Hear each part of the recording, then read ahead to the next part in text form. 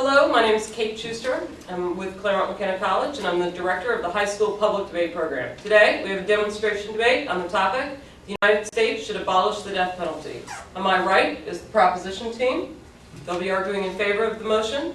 On my left is the opposition team. They'll be arguing against the motion. With that said, let's get started.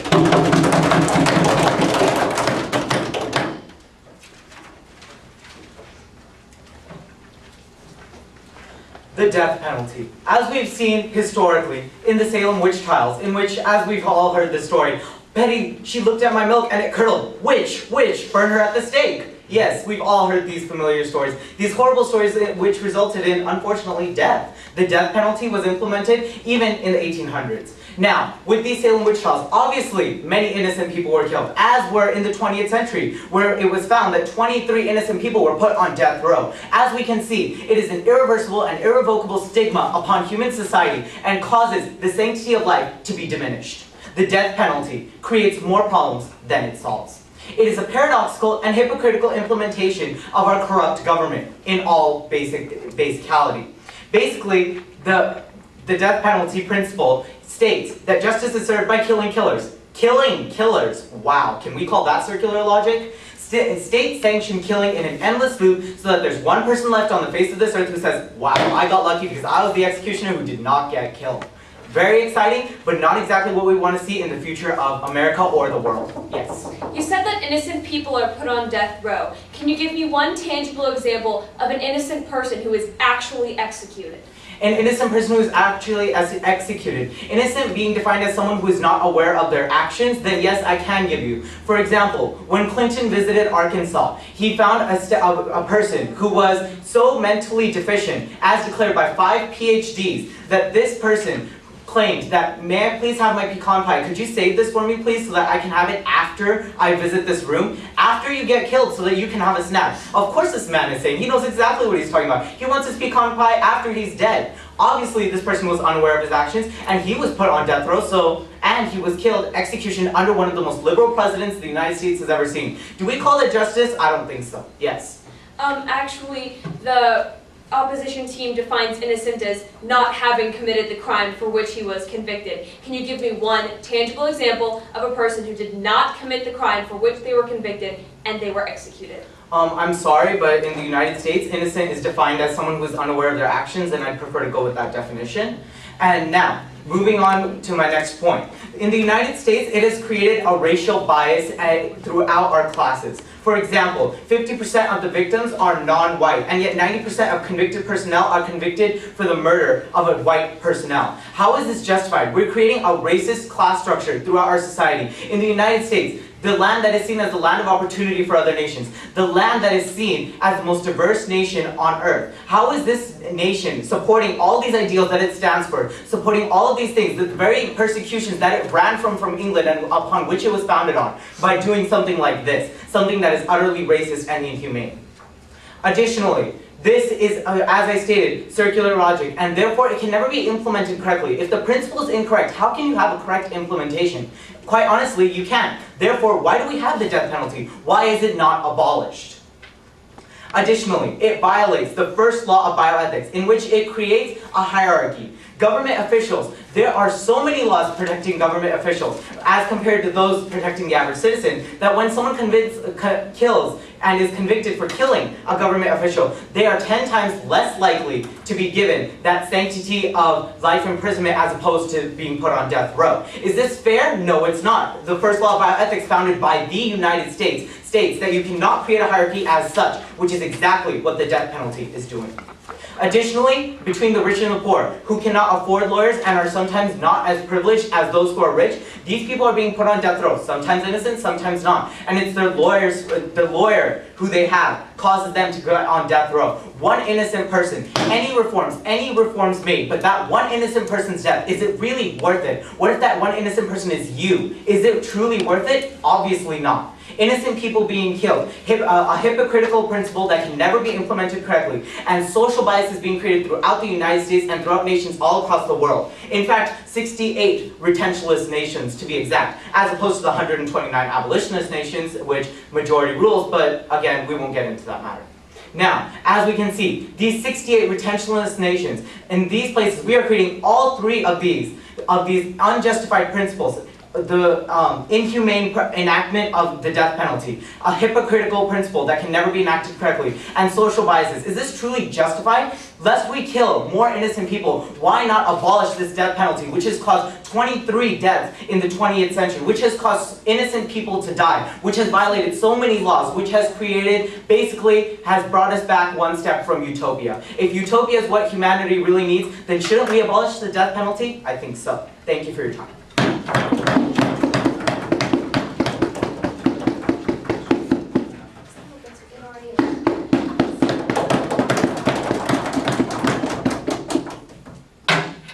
We of the negation do not disagree with our opponent's points. It is the problem. There is a problem of racism in this country. There is a problem of classism in this country. But we do disagree with the assertion that these are problems inherent in the death penalty.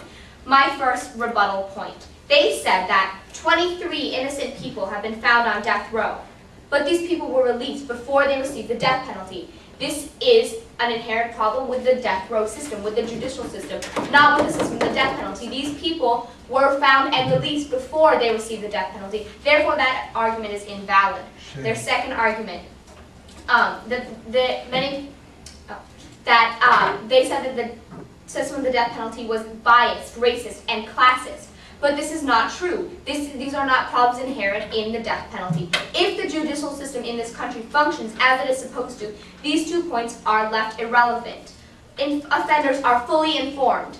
In a court of law in the United States of America, people must be proven at the time of the crime to know right from wrong, no thank you, to know right from wrong and to determine the consequences of their crime. Therefore, in a court of law, these people are proven to be sane, and if they are not, that is the fault of the law, not the fault of the death penalty. They are fully informed that there are 5 crimes punishable by capital punishment in this country. Rape, including torture, torture including rape and murder, felony murder, lying in wait, kidnapping and murder, and multiple murder. Citizens are fully informed. They are also fully informed of the right to a lawyer and a fair trial. If these rights are not properly enforced, it is not the fault of the death penalty, it is the fault of the judicial system. Yes? However, you fail to realize that the death penalty, unlike most other punishments, is clearly irrevocable. Once you're dead, you cannot be brought back. If you could, that'd be great, but unfortunately you can't. I've never said that people can be brought back from the dead, so I do not see how that rebuts my points. Thank you. Their last point, no thank you, that the death penalty is a system of killing killers. Simply, we of the negation disagree with this statement because it is not equal. It is not an eye for an eye.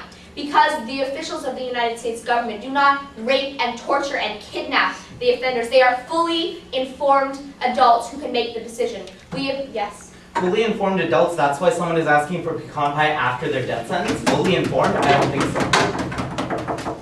I am not sure as to the specifics of the case, but I do know that the people who put him on trial probably did not do their job properly, and that is not my fault. That is not the fault of the death penalty. Yes. But not doing their job. Back to my point, the irrevocability of the situation. That is the whole point of this situation. You cannot take back the death penalty once it's been ensued. Yes, there is no evidence to suggest that we have ever put to death an innocent person. Now, on to my 2 main points. Our points prove why the death penalty is dangerous, why it does not prevent murder. The death penalty is, a deterrent. The death penalty deters from future murder because people see the consequences and they think twice about their actions. Secondly, there is a problem of overcrowding in our prisons. People serve their minimum sentences often. Most of the time, people serve their minimum sentences. This is a problem because many people for attempted murder serve a minimum sentence of 7 years, no thank you, which is problematic because that perpetrates future murder in the future. Yes? Oh, you know what? We don't have room for you, so we're going to have to kill you to make some space. Sorry about that. Okay, well, we have proved that there are more benefits than harms to our case. No thank you.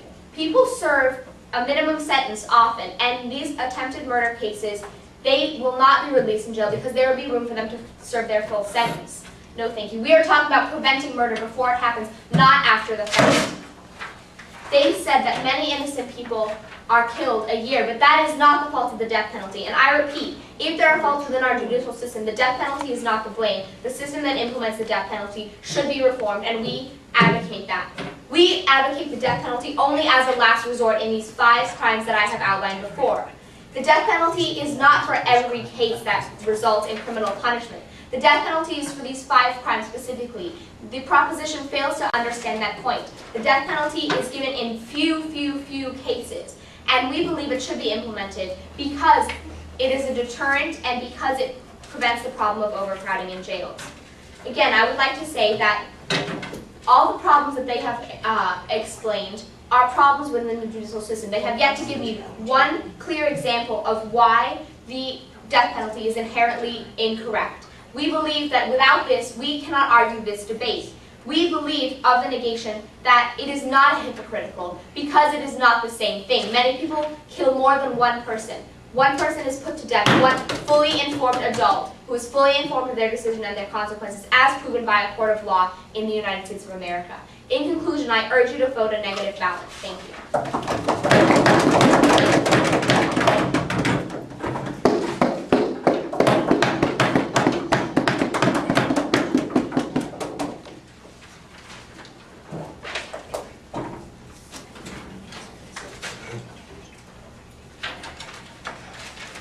The problems of inhumanity, hypocritical reasoning, and social bias are inherent and institutionalized not only in our society, our government, and our justice system, but in the death penalty. As a matter of fact, the death penalty serves as the inevitable manifestation of all these problems, and that's why we must vote with the proposition team to abolish the death penalty. Now, first I'm going to address my opponent's 2 arguments, and then I'm going to come back to our 3 arguments and show you why we clearly win this debate. Okay, their first argument that they brought up against, or in favor of the death penalty was that it's a deterrent. I have 2 responses to that as to why it's false. First, Dr. Jeffrey Fagan, he did a study and it proved false all of the deterrent studies that said, oh yes, it deters people from committing crimes. And if you think about it, that makes a lot of sense because if you commit a crime of passion and you're in the heat of the moment, like I'm mad at my partner Crystal and like I stab her, I'm not thinking of the death penalty when I do it. And if I plan it beforehand, I don't think that I'm going to get caught because I think I'm really, really clever. No one ever thinks, gee, I'm going to go kill my mom and I think they'll probably catch me, but I don't really care. It doesn't work that way. And the second response to that is that, like,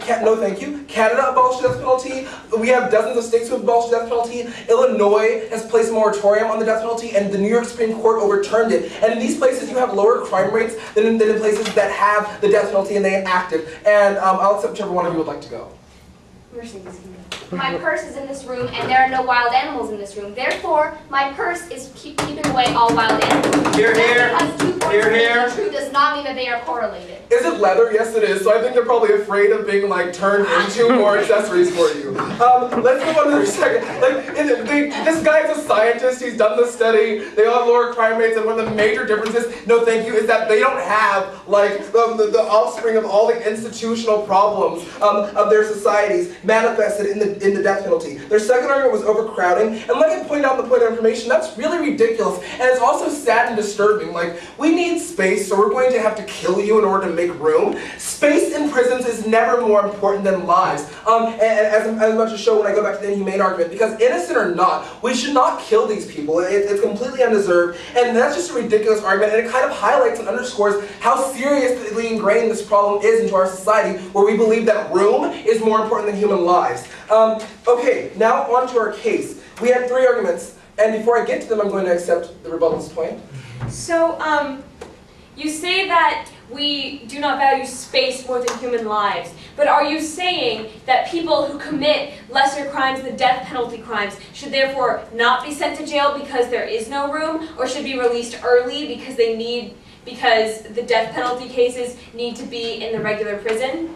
I believe in a better legal system and rehabilitation, but that's a whole different debate. And like, I think Hitler would agree with them that like, yeah, you need space as opposed to human lives. That's Lebensraum, the genocide that he committed, the Holocaust, his invasionist policies. So I mean, that's a really dangerous line of thinking. Like, refer back to World War II, no thank you. Now, our first argument is that it's inhumane for 2 reasons: that we kill innocent people, and that it's visually deficient. As my partner brought up, he said, okay, listen, the Salem witch trials. That shows that like since before, like we've been the country that we are today, our death penalty has been killing innocent people, 19 of them. They sentence a dog to death and they hang the dog. That makes no sense. Like it shows like how seriously messed up the death penalty is. We've been killing innocent people for a very, very long time, and it's continuing. No, thank you. And then also, we have killed mentally deficient people, and the fact that like Bill Clinton oversaw the execution of a man who had like an IQ of 60, the mental capacity of a 6-year-old, and thought that after he visited the death chamber he'll be able to eat a piece of pecan pie, shows that there's some serious flaws that allow people who are obviously not informed of their crimes and the consequences that they can be killed. And also, like to add to this, it doesn't matter that they're not innocent. They can still be guilty, but that doesn't mean that we have to kill them because our justice system can provide for better punishment.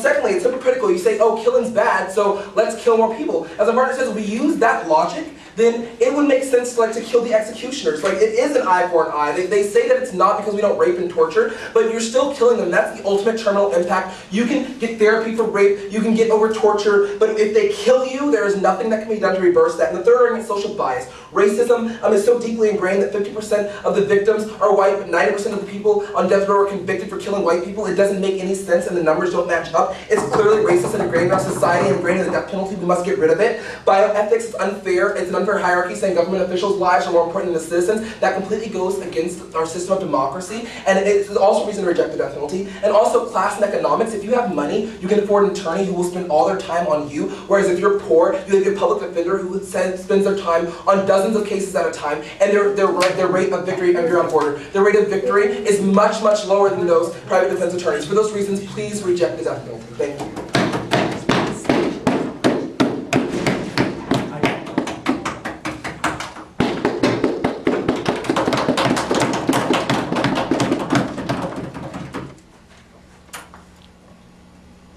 Adolf Eichmann designed the system of a mass murder. He was like the architect of the Holocaust.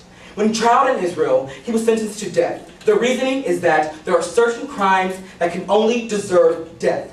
As the opposition team, I would like to take this stance and let everyone know that as the opposition team, we feel that not every single person who commits a crime should be sentenced to death. No, that is a ridiculous statement. However, when you do happen to commit a crime that is so heinous and so evil that commits over thousands of people, or let's say you're already in those jails and you kill guards and other inmates, you deserve, and that's the only option, of death. Now, moving on. First, actually, I would like to talk about my own arguments. I'd like to bring up some points of why it is not a good thing to abolish the death penalty. First, we should use the death penalty as a last resort. Like I said, when a prisoner kills a guard or another inmate, they should not be allowed to live life in prison. What happens when you kill someone? There's a likely chance you're going to kill someone again and again and again. And the more inmates die, and what happens is you're going to keep them there. What do you do with them? They can't go to death. You're not going to kill them because you abolished the death penalty. No, thank you. No, thank you. So we should keep it, and keep it in the circumstances of a last resort. Not the first single thing you do. Not like, oh my goodness, you did that, Johnny, time to die. No, we're not doing that. We're losing it as a last resort. Secondly, it is a deterrent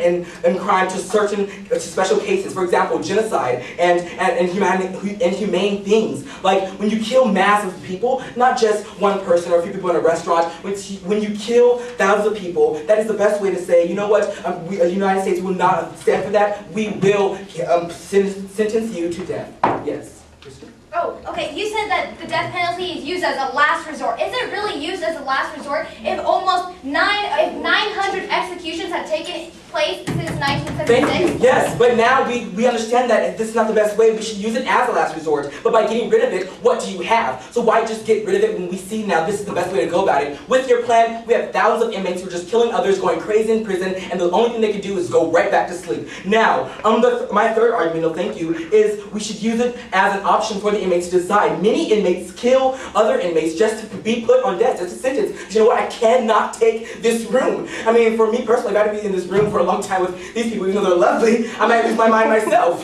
So I feel that it's right and it's only the best option to give it as an option and a choice. So if I say, you know what, I cannot survive, let me just kill me, send me out of my misery. It's using other kind of things where people just cannot take the suffering and pain. Some would rather to die in their sleep. No, thank you. Let me talk about that. People who are sentenced to death, the majority of of those death penalty inmates who die are not just hanged like they try to make it seem this evil thing we were all watching, cheer them on and stone them. They're put in a lethal injection. What happens is they put you to sleep and then they put the poison into you that dies. But see, many of people, if you ask around the nation, they would rather go away in their sleep. So actually, these inmates, these people who are sentenced to death, are actually put to death in a way that we deem inhumane, that we actually favor. We want to die this way. So I don't see how the proposition team can see it so inhumane. Yes, I'll take your point. Can see it so inhumane, probably because although as ideal of a principle as this is, not killing everyone, using it as a last resort, what about that one innocent person who was put on death row and killed when they did not commit a crime and were accused of something falsely? What about that one? What happens to that one person who was innocent? As we keep trying to tell you, obviously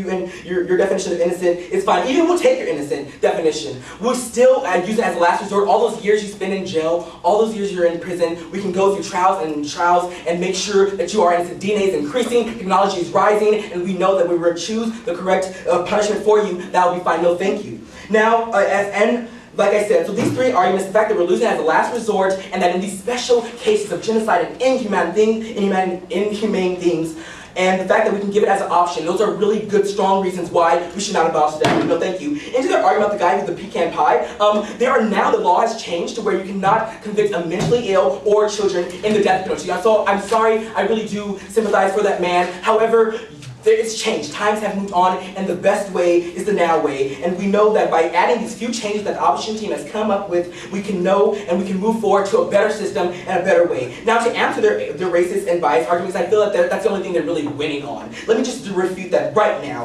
What I feel is that if racist and inhumane and so our system is so bad, when you remove the death penalty, we take it in our own hands. We take the law into our own hands. Innocent people, hey, you're not going to kill my husband. You're not going to kill that man for killing my wife. You know what? I'm going to shoot him and kill him myself. And then what happens? All bad things happen. Police officers can kill people on the streets because, hey, you killed my buddy. You killed my patrol partner. I loved him. He was my friend. I worked with him, and you killed him. You're not going to die for it. You know what? I'm taking it in my own hands. So judge, with the fact that if we remove the death penalty, the only options we have are the options of just a messed up USA, and that is not the right way to go. So with that, Judge, I urge you to vote for our opposition team. Thank you.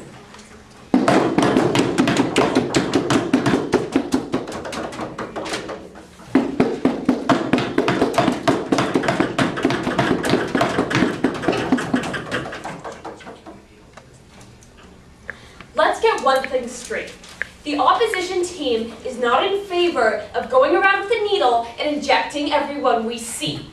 The opposition team is in favor of using the death penalty in the worst case scenario as a last resort. Our team has 5 points. 1, the death penalty is a deterrent. There's obviously no statistic where I can go up to the police station and say, didn't commit a murder today, write that down, tally mark right there. People don't do that. You can't prove through a Dr. Jeffrey Kagan saying like, it's not a deterrent. Okay, it deterred me when I was like, oh, I'm so mad at my mom, I want to kill her. Yeah, it deterred me.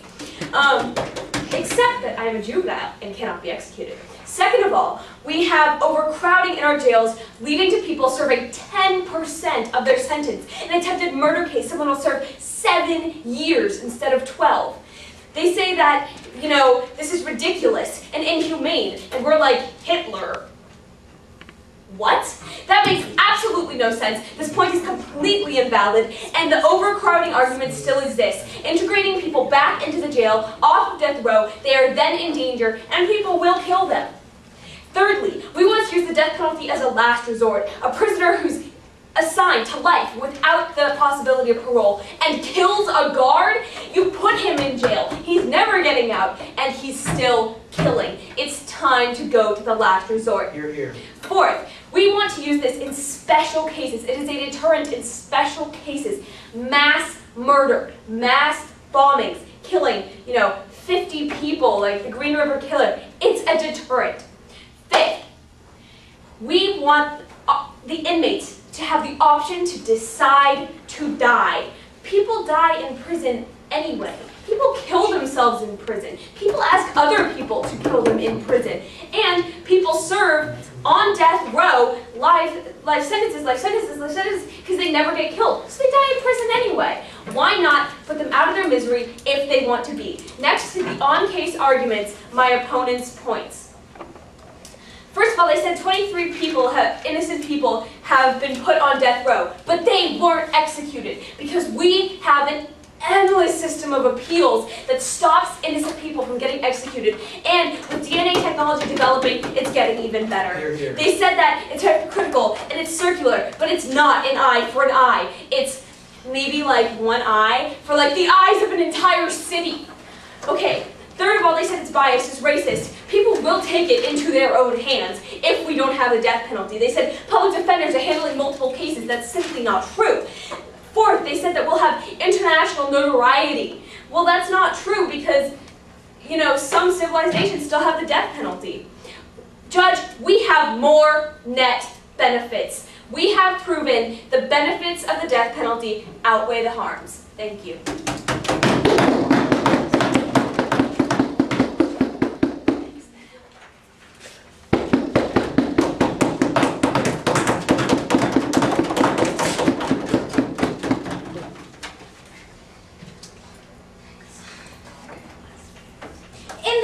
We see these two really salient choices we have, okay? On the opposition, we have retribution, revenge. That guy killed my brother, kill him.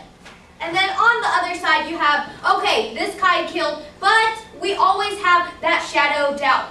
Whether you have the most advanced technology or not, there's not going to be a video camera in that same room where that guy killed the other guy. There's never going to be that kind of technology. And then whether there is or not, there's always going to be a shadow of doubt. So there's always that one chance that that innocent person might die. And who knows, that innocent person might be you. And okay, they said that, oh, it's not the death penalty's fault that there's racism and classism and then there's socioeconomic differences. But, okay, they said it's the fault of the justice system. But they also admitted that, oh, well, the death penalty is administered by the justice system. Except, let's take a look at their biggest point. Okay, we have to reform the justice system. And the only way we can do that, as proved by the proposition, is to abolish the death penalty. Completely erase any kind of chance that an innocent person might be killed. Okay, they've also stated that, oh, well, DNA, that's the best type of technology, and with that, it's growing and it's growing. But as I've stated, that kind of technology, it's not like there's a surveillance camera in every single place in the world seeing how every person is doing and if that person killed the other person or not. Okay, and then they've also stated that, oh, well, these people would rather be put to death and why not just put them out of their misery and just let them be executed? Well, isn't that euthanasia? And isn't that illegal in the United States? Okay, they've also stated that, well, they killed other people, so administering the death penalty, that's justice. Is it really justice when you think an eye for an eye? Okay, when you think about what Mahatma Gandhi said when he thought about the death penalty, an eye for an eye makes the whole world blind. Don't you agree? Okay, they've also stated that, oh, the bioethics argument, the racial argument, the class argument is completely irrelevant. How can it be irrelevant when so many cases have been brought up by the proposition that prove that point true? And then they've also stated that, oh, well, the death penalty, it's only used as a last resort. Last resort? Okay, 900 executions since 1976. And if we do like a lazy kind of math, that's like 30 years, right? 30 years, 900 executions, that's 30 executions in 1 year, okay? And then what about the cost of that kind of penalty? The cost of a death penalty versus life in prison is a difference of $5.5 million. And if you're willing to risk that for each kind of person, and if you're willing to risk that innocent person to be killed, then, well, obviously you should choose the proposition side. Thank you.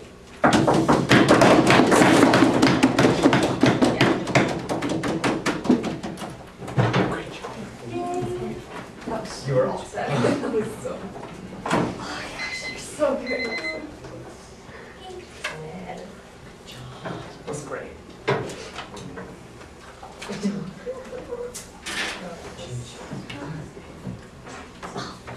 Hello, my name name is Kate Shuster. I'm with Claremont McKenna College, and I'm the director of the high school public debate program. Today, we have a demonstration.